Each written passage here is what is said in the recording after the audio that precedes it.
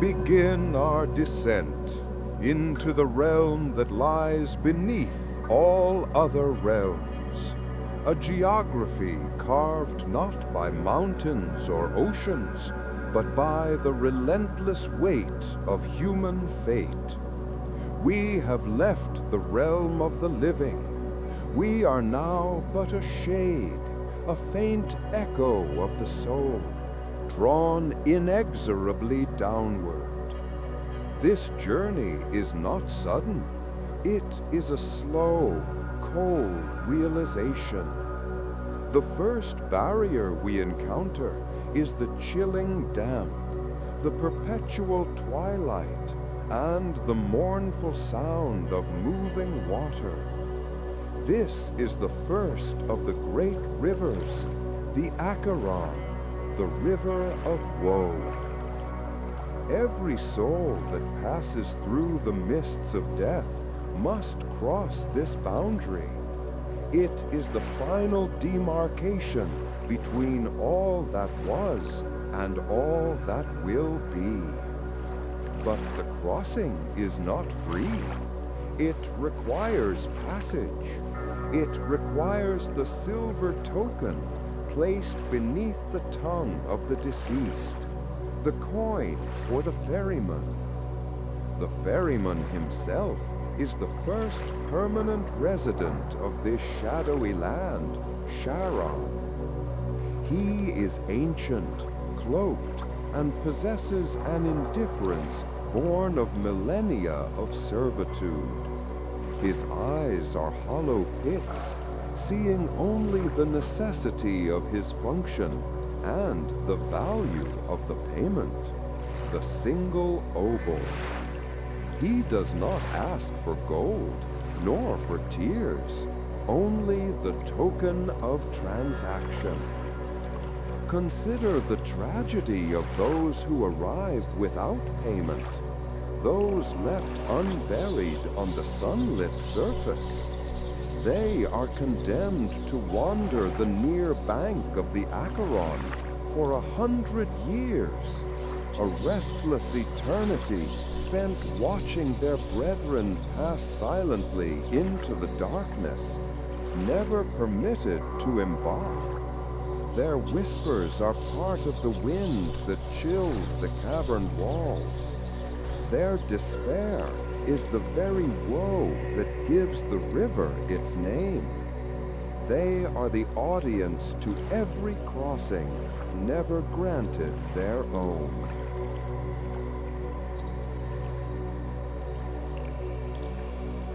Charon's skiff is not built for comfort, but for necessity.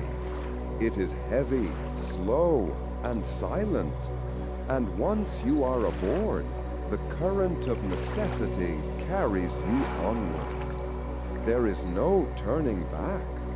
You travel from woe toward the next great test of the underworld. You travel deeper into the darkness, toward the very heart of the kingdom.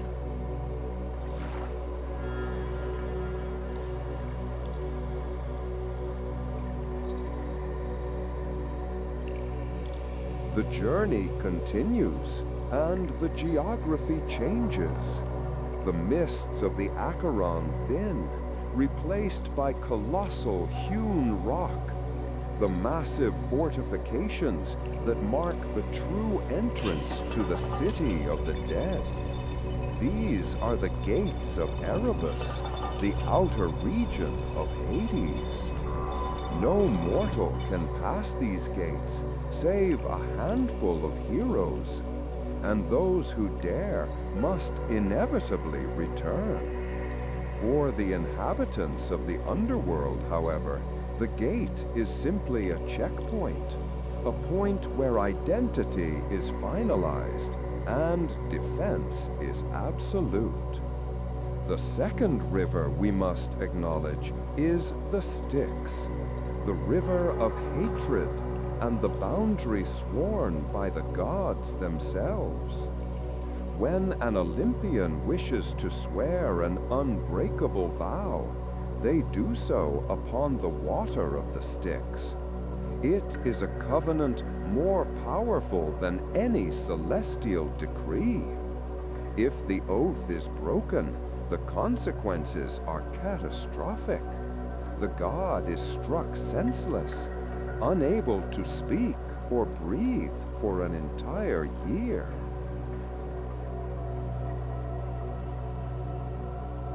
But beyond the river, at the true threshold, waits the final guardian, the mighty, merciless hound, Cerberus. A terrifying progeny of the monstrous Typhon and Echidna, Cerberus is not merely a gatekeeper. He is an absolute deterrent. With 3 heads, he can watch all directions at once. His mane is a writhing mass of vipers.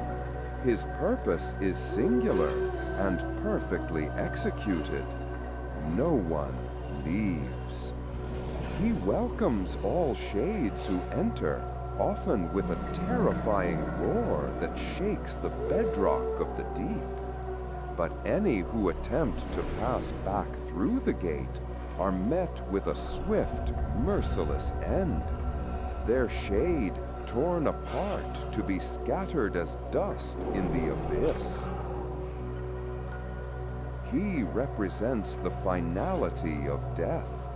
Even the mightiest heroes, Heracles, Orpheus, found his power undeniable, requiring either brute force or cunning deception to pass. Charon's skiff is the eternal sentinel, ensuring that the population of the underworld remains exactly where it belongs. We have passed the Guardian. We are now truly in the realm of Hades, King of the Dead. It is here that the road forks, and the purpose of the journey is determined.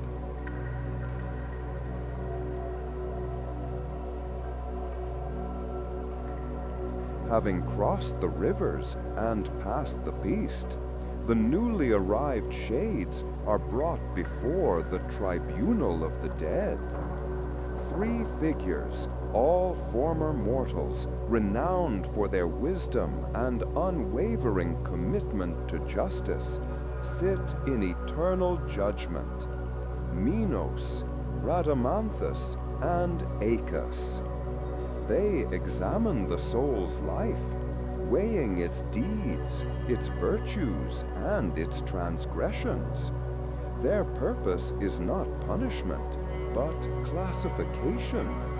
They are the cartographers of the afterlife, mapping the soul to its appropriate final destination. The vast majority of shades are consigned to the asphodel meadows. This is the great neutral resting place, an endless plain of pale, ghostly flowers, the asphodel. It is a place neither of torment nor of triumph. The life lived here is a shadow of the life on earth. The souls are devoid of passion, memory, or true awareness. They are simply sustained, a state of perpetual, mild boredom. For most, this is the final, eternal reward, an absence of suffering, but also an absence of joy. It is a quiet, colorless existence, the destination of those whose lives were unremarkable in both virtue and vice. But for the truly righteous, for heroes, and for the favored of the gods, there awaits a separate and magnificent land, Elysium. This is the paradise of the Greek underworld. It is a land of gentle breezes, sunlight, and eternal spring. The heroes here lead a life of leisure, companionship, and perpetual contentment. They practice sports, engage in philosophical discourse, and are freed from every earthly sorrow. It is a heaven, but one earned not through simple faith, but through exceptional heroism and integrity.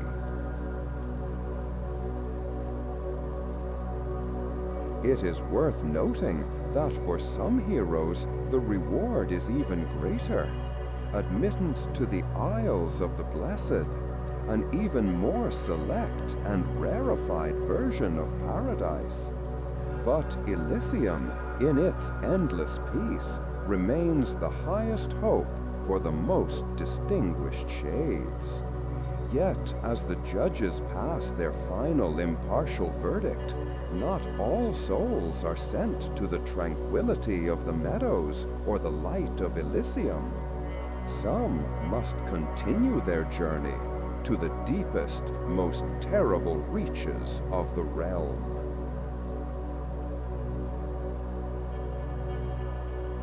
Below even the depths of Hades' primary kingdom lies the abyss, Tartarus. This is the prison of the damned. It is deeper than the underworld is from the earth, a void so profound that an anvil dropped from the surface would fall for 10 days and 10 nights before hitting the bottom. Tartarus is reserved for those who committed crimes against the gods, against the natural order, or against humanity on a scale so vast that simple oblivion is not sufficient.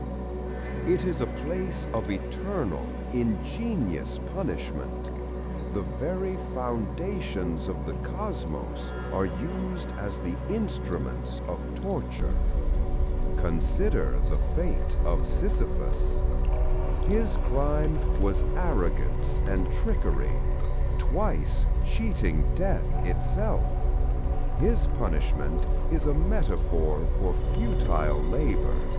The boulder must be pushed up a relentless incline, only for it to slip from his grasp just before the summit, consigning him to start the task anew for all time. His punishment is not physical pain, but the maddening repetition of hope dashed by the certainty of failure. The sound of the rolling stone is the eternal drumbeat of Tartarus. Then there is the curse of Tantalus. He was punished for betraying the secrets of the gods, and more heinously, for daring to test their omniscience. He is immersed in a pool of fresh water beneath a bough of luscious fruit. When he stoops to drink, the water recedes. When he reaches for the fruit, the branch lifts from his grasp. His torment is one of endless gnawing desire that can never be satisfied. He is perpetually tantalized by plenty. And the Danaides, 50 sisters, 49 of whom murdered their husbands on their wedding night. Their penance? To forever carry water in leaky jars and attempt to fill a massive cracked basin. The water slips through their fingers. The basin never fills. It is a punishment of ceaseless, meaningless toil, their crime reduced to the absurd, unending work of futility. Tartarus is the ultimate deterrent. It is where the Titans themselves were imprisoned by Zeus. It is a reminder that in the Greek cosmos, justice is precise, and the sentence of the gods is non-negotiable. Our survey of the underworld is now complete. We have passed from the gentle Acheron to the terrible depths of Tartarus. witnessing both the tranquility of the righteous and the endless torment of the damned.